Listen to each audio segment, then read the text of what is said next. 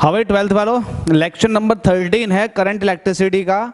और आज का जो टॉपिक है सिंपल सा एक कैरेक्टरिस्टिक्स है। आपने सेल तक पढ़ लिया तो सेल के बाद आ गया उसकी कैरेक्टरिस्टिक्स तो बचती है ना, मतलब कुछ उसके ग्राफ हैं, उनको हम प्लॉट करना सीखेंगे। बहुत आसान भाषा में इसको सीखेंगे कि किस तरह से प्लॉटिंग होती है ग्राफ की, है ना। ये बहुत टफ लगते हैं बच्चों को, जबकि है नहीं।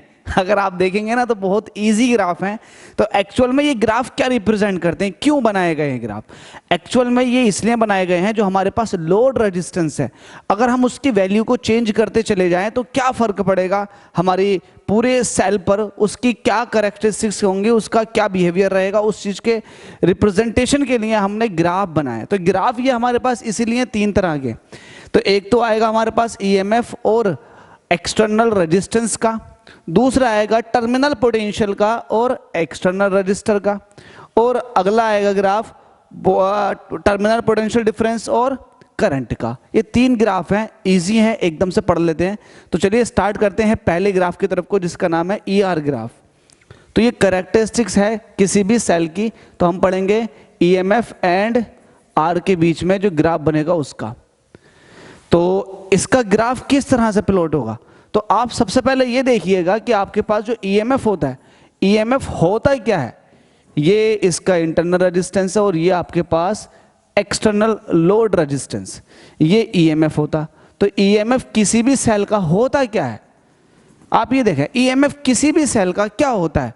आप ये कहोगे कि ईएमएफ जो होता है, जब हम सर्किट में किसी भी तरह की कोई करंट फ्लो नहीं करवाते हैं, है ना, किसी भी तरह का कोई लोड नहीं है, अगर सर्किट के अंदर करंट फ्लो नहीं कर रही, तब ईएमएफ जो होता है वो टर्मिनल पोटेंशियल डिफरेंस के बराबर होता है। कंडीशन ये है कि कोई करंट पास ना हो रही हो। ये वाली बात तो आपको अच्छे से पता है, आपने पिछले लेक्चर में भी सुन रखी है कि हाँ भाई, जब कोई करंट पास नहीं हो रही होगी तो सेल के जो टर्मिनल होते हैं उनके बीच जो पोटेंशियल डिफरेंस होगा वही ईएमएफ होगा। ठीक है भाई, ये वाली बात आपको पता। लेकिन सवाल ये है कि जो लोड रेजिस्टेंस आर है उसका ईएमएफ के साथ क्या ताल्लुकात है, ये है, ये वाली बात है। तो आप दिमाग लगाओ कि यार ई का आर के साथ क्या ताल्लुकात है। अगर मैं आर की वैल्यू को चेंज करूं, अगर लोड रेजिस्टेंस को मैं बढ़ाऊं या घटाऊं, तो सेल के ईएमएफ पे क्या फर्क पड़ेगा, क्या सेल का ईएमएफ बदलेगा? आप कहोगे कैसी बातें कर रहे हो यार, सेल का ईएमएफ तो खुद की प्रॉपर्टी है। ईएमएफ क्या होता है, सेल की अपनी खुद की प्रॉपर्टी है, तो ये तो नहीं बदल सकती किसी भी हाल में। अब ईएमएफ दे रखा सपोज दैट 10 वोल्ट, तो भाई लोड रेजिस्टेंस आप कितना भी रखो, जो मन में आए वो रखो, ईएमएफ से थोड़ा फर्क पड़ेगा। ईएमएफ की वैल्यू ऐसा थोड़ा ना है जो चेंज हो जाएगी, नहीं भैया नहीं, ईएमएफ की वैल्यू चेंज नहीं होगी अगर आप लोड रेजिस्टेंस को बदलोगे या खत्म करोगे। तो इसका मतलब क्या हुआ, इसका मतलब ये हुआ जो ईएमएफ है सेल का वो लोड रेजिस्टेंस के क्या है, इंडिपेंडेंट है। ठीक है, तो ये वाली बात हम लिख देते हैं। हम यहां क्या कहेंगे, व्हेन, या फिर ये कहो EMF of the cell is equal to the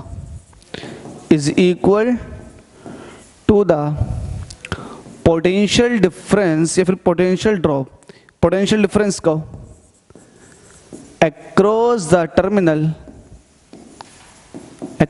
terminal of the cell when no current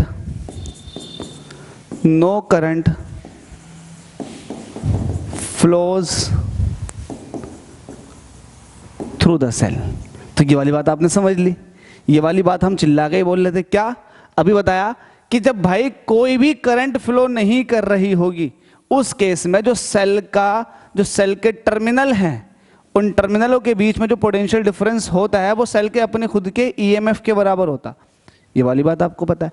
लेकिन अगर हम सर्किट को क्लोज कर दें, तो होगा क्या, होगा ये जो इंटरनल रेजिस्टेंस है सेल का अपना, वो कुछ ना कुछ पोटेंशियल ड्रॉप करवा देगा। तो इसका मतलब अब हमें टर्मिनल पे जो है वो ईएमएफ के बराबर वोल्टेज तो नहीं मिलेगा। क्यों नहीं मिलेगा, क्योंकि इंटरनल रेजिस्टेंस कुछ ना कुछ ड्रॉपिंग करवा चुका होगा। तो ये वाली बात हम तब बोलते हैं कि भाई EMF of the cell is equal to the potential difference across the terminal of the cell. लेकिन उसके लिए ये बोली जाती है line, no current flows through the cell. इसका मतलब सर्किट को आपने क्लोज नहीं कर रखा। ठीक है, अब आपने ये वाली बात समझ ली और आपने ये भी समझ लिया कि ईएमएफ का ईएमएफ का कोई भी ताल्लुकात नहीं है एक्सटर्नल रेजिस्टेंस के साथ। क्यों? अगर आप एक्सटर्नल रेजिस्टेंस की वैल्यू को बढ़ाओगे घटाओगे तो क्या ईएमएफ पे फर्क पड़ेगा? बिल्कुल फर्क नहीं पड़ेगा। तो इस हिसाब से पता ये चला कि ईएमएफ जो है वो लोड रेजिस्टेंस के इंडिपेंडेंट है। तो इसको आप रिप्रेजेंट किस तरह से करोगे? तो पहली बात तो इसको और आगे को लिख लो, आगे को ये लिख लो लोड रेजिस्टेंस मतलब पूरी बात लिख दो, लोड रेजिस्टेंस जिसको आप कह रहे हो आर इज इंडिपेंडेंट, किस पर डिपेंड नहीं करता? ईएमएफ पर। इसका मतलब ईएमएफ बढ़ाओ या घटाओ लोड रेजिस्टेंस से क्या मतलब? जाहिर सी बात है, अगर आपने 10 ओम लगा रखा है तो भाई ईएमएफ को आप बढ़ाओगे या घटाओगे तो उस 10 ओम से क्या फर्क पड़ेगा? कुछ भी नहीं फर्क पड़ेगा, वो 10 का 10 रहेगा। या फिर आप उल्टा भी कह सकते हैं, अगर आपने 10 या 20 ओम लगा रखा तो ईएमएफ पर थोड़ा ना फर्क पड़ेगा, बिल्कुल नहीं पड़ेगा। तो इस हिसाब से ये एक दूसरे के इंडिपेंडेंट है। तो इसका ग्राफ किस तरह से प्लॉट होगा? सवाल है ग्राफ का। तो ग्राफ ये होगा, लेट अस सपोज कि आपने इस वाली एक्सिस पर ईएमएफ को ले रखा और इस वाली एक्सिस पर आपने लोड रेजिस्टेंस को ले रखा। तो जो इसका ग्राफ प्लॉट होने वाला भाई वो इस तरह से होगा कि ईएमएफ जो है वो लोड रेजिस्टेंस के बढ़ाने से बिल्कुल भी नहीं बढ़ेगा और ना ही कम होगा। तो ये एक स्ट्रेट लाइन है जो कि इंडिपेंडेंट नेचर को बताती है। तो ये वाली बात हमने यहाँ भी लिख दी और आई होप आपने ये बात समझ भी दी होगी। तो पहला ग्राफ तो यही है कि भाई लोड रेजिस्टेंस का कोई फर्क नहीं। यहाँ से अगर पॉइंट्स निकालना चाहोगे तो पॉइंट निकाल लो, ये वाला कि लोड रेजिस्टेंस बढ़ाने घटाने से ईएमएफ ऑफ द सेल नहीं चेंज होता। ठीक है भाई, ये वाली बात क्लियर। दूसरा पहला कैरेक्टरिस्टिक खत्म। दूसरा कैरेक्टरिस्टिक की अगर बात करेंगे तो ये है टर्मिनल पोटेंशियल डिफरेंस और लोड रेजिस्टेंस के बीच जो कैरेक्टरिस्टिक आएगी। बात सही है। अगर मैं यहाँ आपको कंफ्यूज करना चाहूँ तो कंफ्यूज किस तरह से कर सकता हूँ? मैं ये कहूँगा कि ईएमएफ का कोई ताल्लुकात तो है नहीं, लोड रेजिस्टेंस आप घटाओ या बढ़ाओ कोई फर्क नहीं पड़ेगा। लेकिन ईएमएफ मतलब क्या है? पोटेंशियल एक तरह का। तो ये पोटेंशियल यहाँ पर ड्रॉप तो होगा, कुछ ना कुछ ड्रॉप तो होगा। तो बिल्कुल बात सही है कि पोटेंशियल यहाँ पर ड्रॉप होगा, इंटरनल रेजिस्टेंस पर भी ड्रॉप होता है और लोड रेजिस्टेंस पर भी ड्रॉप होता है। तो इसका मतलब ईएमएफ की ड्रॉपिंग तो आएगी। ड्रॉपिंग तो भाई डिपेंड करेगी आर पे। अगर आर की वैल्यू बढ़ाएंगे घटाएंगे तो ड्रॉपिंग पे बिल्कुल फर्क पड़ेगा। अगर आप आर की वैल्यू बढ़ा दोगे तो यहाँ पर वोल्टेज ड्रॉप जिसको आप कहते हो ना पोटेंशियल ड्रॉप, वो बढ़ जाएगा। लेकिन मैं ये कह रहा हूँ, ये वाली बात कहने के साथ साथ ये वाली बात भी कह रहा हूं कि ईएमएफ का आर से कोई ताल्लुकात नहीं है, लेकिन हाँ ईएमएफ का यहाँ जो पोटेंशियल ड्रॉप होगा उससे ताल्लुकात है। तो आपने ईएमएफ का आर के साथ तो ग्राफ प्लॉट कर दिया, लेकिन अब ईएमएफ का जो पोटेंशियल ड्रॉप हो रहा है यहाँ पर भी उसके साथ जो ताल्लुकात है वो तो रिप्रेजेंट करके दिखाओ। हाँ वो काम की चीज़ है, तो वो देख लेते हैं वो किस तरह से रिप्रेजेंट करना। मतलब दूसरा ग्राफ जो आ जाएगा आपके पास वो आ जाएगा टर्मिनल पोटेंशियल डिफरेंस वर्सेस किसके बीच में? ईएमएफ के बीच में। हाँ भाई ये वाली बात जायज़ है कि हाँ टर्मिनल पोटेंशियल डिफरेंस जो है उस पर फर्क पड़ता है रेजिस्टेंस का। तो आपके पास दूसरा ग्राफ यही है ना भाई? दूसरा ग्राफ नहीं, V वर्सेस R का है तो ईएमएफ को छोड़ो, V वर्सेस R की बात कर लेते हैं।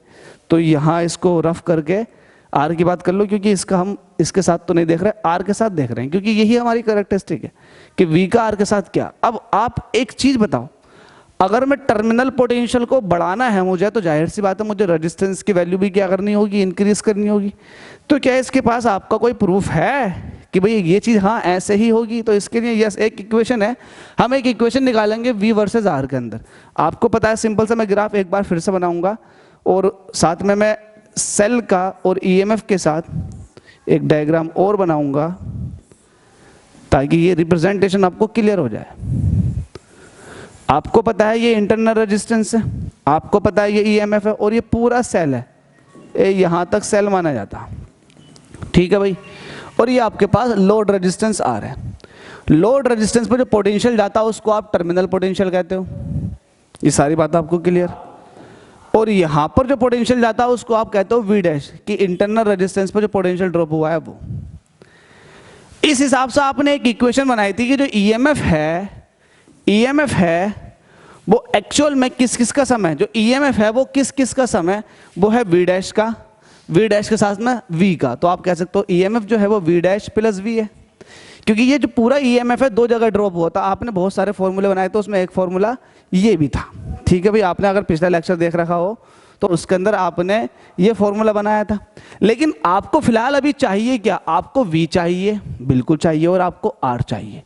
तो आपके पास V तो है, आपको R और चाहिए रेजिस्टेंस। तो आप क्या करोगे, आपने एक चीज पढ़ रखी है बाई ओम्स लॉ, वो क्या पढ़ रखा आपने, पढ़ रखा V इज इक्वल टू होता है करंट इनटू रेजिस्टेंस। क्योंकि आपको यहां पर चाहिए V, तो आपके पास V है, आपके पास करंट, ठीक है। अब करंट को हम क्या करेंगे, करंट को हम हटाएंगे, क्योंकि अभी फिलहाल जो ग्राफ प्लॉट होगा वो होगा V वर्सेस R का। तो करंट को हटाने के लिए आपको पता है कि I जो होता है वो होता है EMF अपॉन टोटल रेजिस्टेंस। अब टोटल रेजिस्टेंस कितना होता है, small r plus capital R। इस पर्टिकुलर के केस की बात चल रही है, बात सिंपल सी है यार, I is equal to EMF upon small r plus capital R। पिछला वाला लेक्चर देख लो, अगर समझ नहीं आए तो इस I की वैल्यू को यहाँ पुट कर दो, तो आपके पास निकल कर आ जाएगा V is equal to E upon small r plus capital R। और ये जो R चल रहा है वो ऐसे ही रहेगा।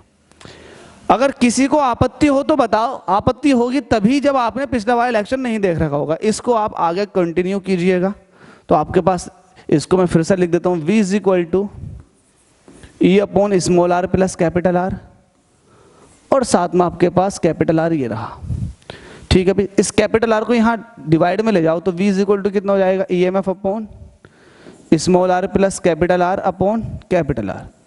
तो ये वाली बात आपको क्लियर पता, अपॉन का थर्ड नंबर सबसे नीचे आ जाता। अब इसको आप अलग अलग डिवाइड करो तो EMF अपॉन ये हो जाएगा small r upon capital R plus capital R upon capital R। इसको जब सही करके लिखोगे तो ये हो जाएगा EMF upon 1 plus small r upon capital R। बस ये आपको इक्वेशन चाहिए थी।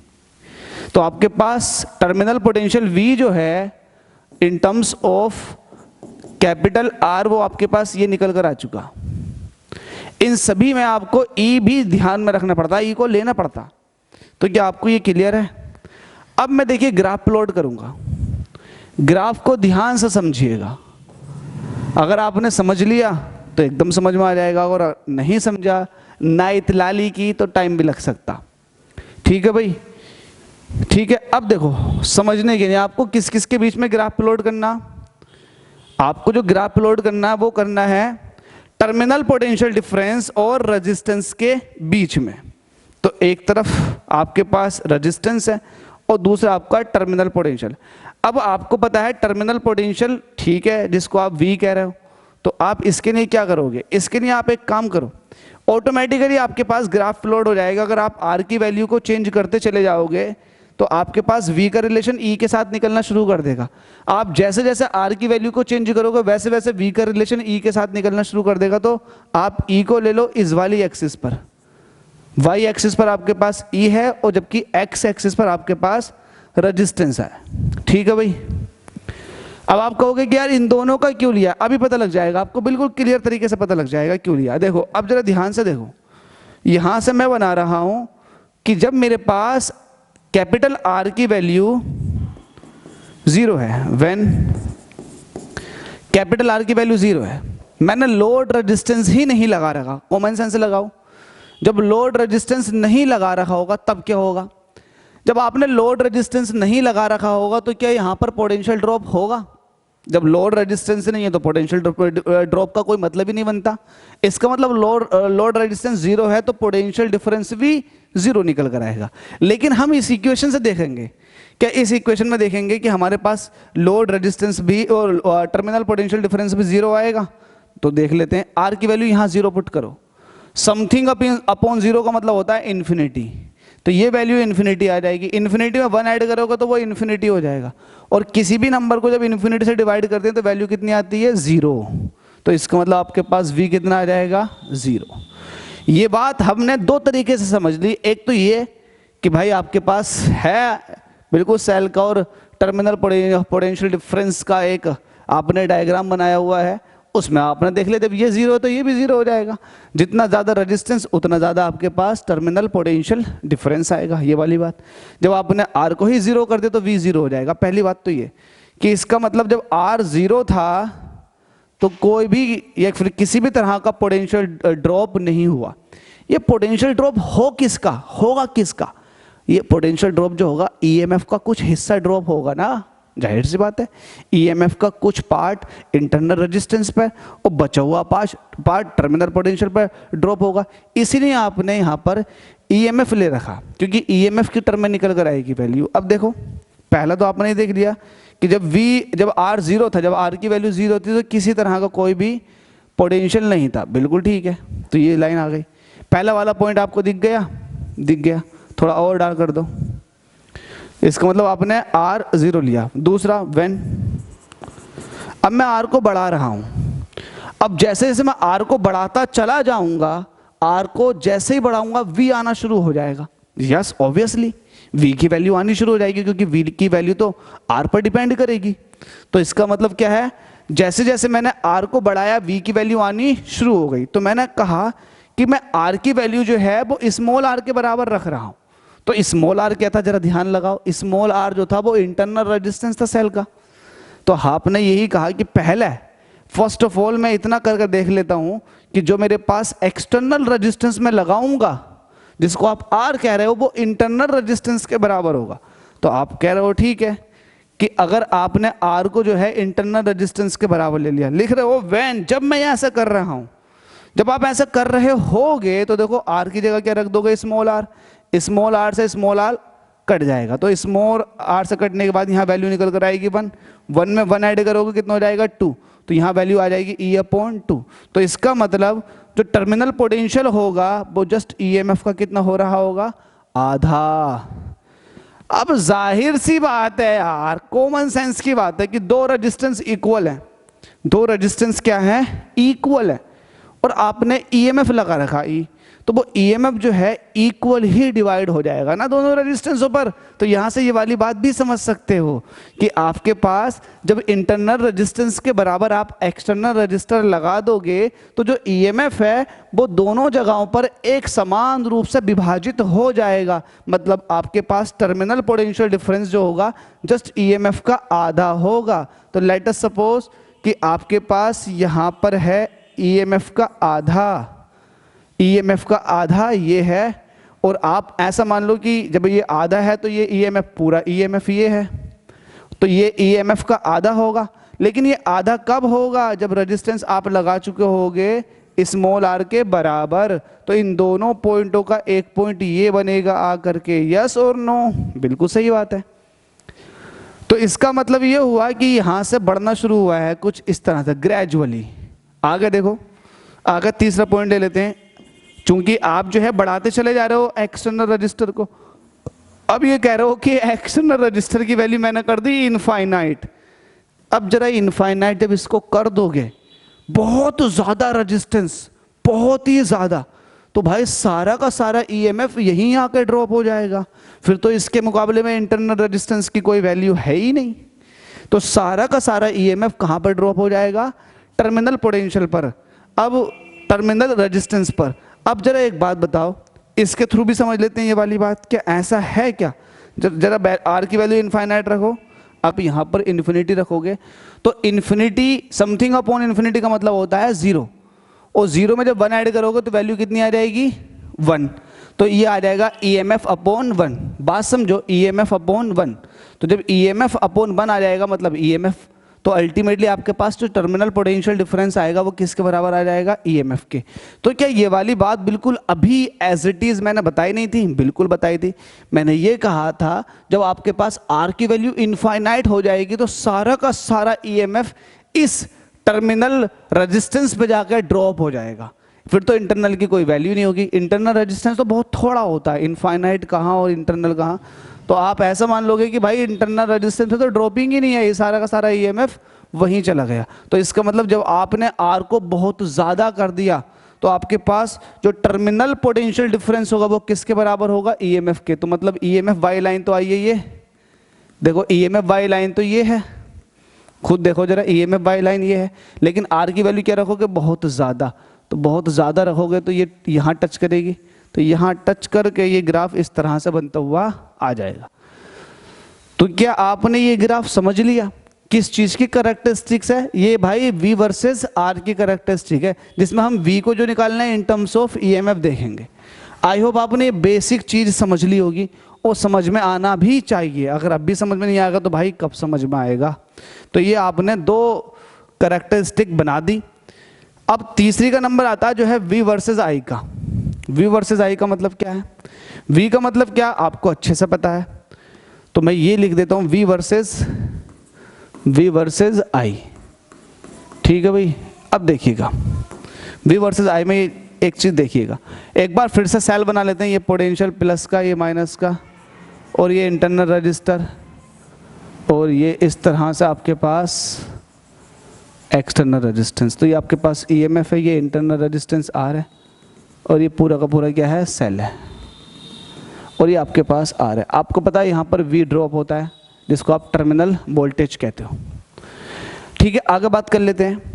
अब आपको क्या देखना है? आपको V और I में कोई एक रिलेशन निकालना है, V और I के बीच में। तो V और I के बीच में रिलेशन किस तरह से निकालोगे? क्या आपके पास कोई ऐसी इक्वेशन है जिसमें V और I हो और साथ में उसमें EMF भी चलना चाहिए? तो भाई इसको आप कैसे बनाओगे? आपको पता है V जो है, या फिर आप एक काम कीजिएगा, आपने जो भी सीख रखा, आपने ये सीख रखा कि ये वाला EMF जो है वो इंटरनल पे ड्रॉप होगा और एक्सटर्नल पे। तो E इज इक्वल टू जो है आपने पढ़ रखा इंटरनल का प्लस टर्मिनल का। ठीक है, शाबाश, इसको ऐसे छोड़ो। V डैश क्या है भाई? इसका अपना खुद का पोटेंशियल। तो ये जो होगा इसका करंट इंटू इसका रेजिस्टेंस, तो इसका करंट इंटू इसका रेजिस्टेंस प्लस V। अब देखो आ गया आपके पास आ गया। आपको V और I में चाहिए, V और I में। तो एक तरफ V लेके जाओ, एक तरफ I लेके जाओ। तो एक तरफ V लेके जाना, एक तरफ I। तो V को यहीं रोको, इसे I को इधर को ले आओ, तो ये हो जाएगा माइनस के IR प्लस EMF E। सही करके लिख दो इसे OR, और V इज इक्वल टू हो जाएगा माइनस के IR प्लस के EMF E। इस इक्वेशन पे जरा ध्यान दो। अगर मैं ये कह दूं कि मैं एक तरफ जो है, देखो मैं बनाना चाह रहा हूं इधर को, मैं ये कह रहा हूं कि आपने इसको Y एक्सिस पर ले रखा है V को, तो फिर VY लाइन जो होगी वो ये होगी। ठीक है, बिल्कुल समझ में आ रहा होगा। VY लाइन क्या होगी? ये होगी। और आपने जो करंट को ले रखा वो ले रखा आपने X एक्सिस पर। ठीक है, तो इसका मतलब VY लाइन ये और IY लाइन ये। तो इसका मतलब आपके पास एक तो है ये और एक है ये। तो ये आपके पास Y का काम करेगा, जबकि ये जो है वो X का काम करेगा। तो फिर ये क्या है? ये M का काम करेगा और ये C का काम करेगा। तो ये C का काम करेगा, ये X का काम करेगा I, और जबकि M जो है वो किसका काम करेगा? R का। तो ये Y is equal to MX plus C के टाइप की इक्वेशन है। Y is equal to MX plus C। और जब भी आपको पता है Y is equal to MX plus C, ये किसको रिप्रेजेंट करता है? लाइन को। तो आपके पास अल्टीमेटली ये जो इक्वेशन है ये एक लाइन का इक्वेशन है। अब लाइन के इक्वेशन है, ये M किस चीज को बताता है? ये M बताता है स्लोप को। तो स्लोप कितना होगा ये देखना। तो स्लोप होगा निगेटिव, क्योंकि यहाँ पर वैल्यू जो है माइनस के R दे रखी है स्लोप की। ठीक है, इसको अगर आप और इसी तरीके से दिखाना चाहोगे, बिल्कुल शुद्ध तरीके से, जो मैंने थोड़ा टेढ़ा करके दिखाया है, तो इसको भी और आप ऐसा कर सकते हो कि V is equal to minus के RI प्लस E। तो ये हो जाएगा Y, ये हो जाएगा MX प्लस C। तो आपको पता C जो है वो इंटरसेप्ट है, जो कि Y एक्सिस पर होता। तो Y एक्सिस पर इंटरसेप्ट होगा कहीं यहाँ निकल हुआ। और ये जो है R जो है ये एक स्लोप है। तो स्लोप निगेटिव है, तो निगेटिव स्लोप तो ऐसे बनती है। अरे ये क्या हुआ? निगेटिव स्लोप तो कुछ इस तरह से बनती है। बिल्कुल सही बात है, ये निगेटिव स्लोप हो गई। और C क्या है? ये C इंटरसेप्ट है Y एक्सिस पर। ठीक है, आपने बता दिया कि ये जो है आपके पास फिर EMF वाला है। मैं इस लाइन की इक्वेशन से बताना चाह रहा हूँ कि ये क्या है, और ये जो है स्लोप है जिसको आप M कहते हो, जिसकी वैल्यू माइनस के R है। ठीक है, इसका मतलब ये जो है स्लोप जो है वो किसको बताती है? इंटरनल रेजिस्टेंस को। ये वाली बात देख लो। और ये जो है ये इसको अगर बात करेंगे तो ये आपके पास X एक्सिस पर वैल्यू है। तो मैं इसको O कह देता हूँ, इसको मैं A कह देता हूँ, इसको मैं कह देता हूँ B। ग्राफ तो आपने प्लॉट कर दिया, कैरेक्टरिस्टिक आपने बना दी, लेकिन ये कैरेक्टरिस्टिक दूसरी तरीके से बनाई जा सकती है। कैसे? आप कहोगे इफ, मैं यहां को दिखाता हूं, इफ जब आपने V को 0 लिया, जरा बताओ, जब V को 0 ले लोगे तो V 0 हो गया।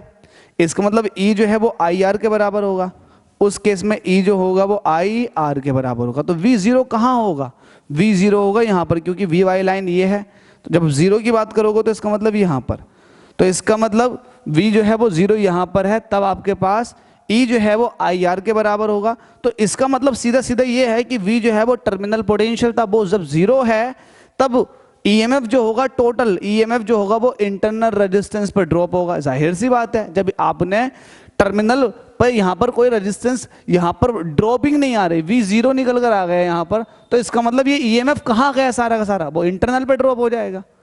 ये तो हमें पता है ना, ये ड्रॉप होना जरूरी है, इंटरनल पे हो चाहे एक्सटर्नल पे हो, ये दोनों पर हो।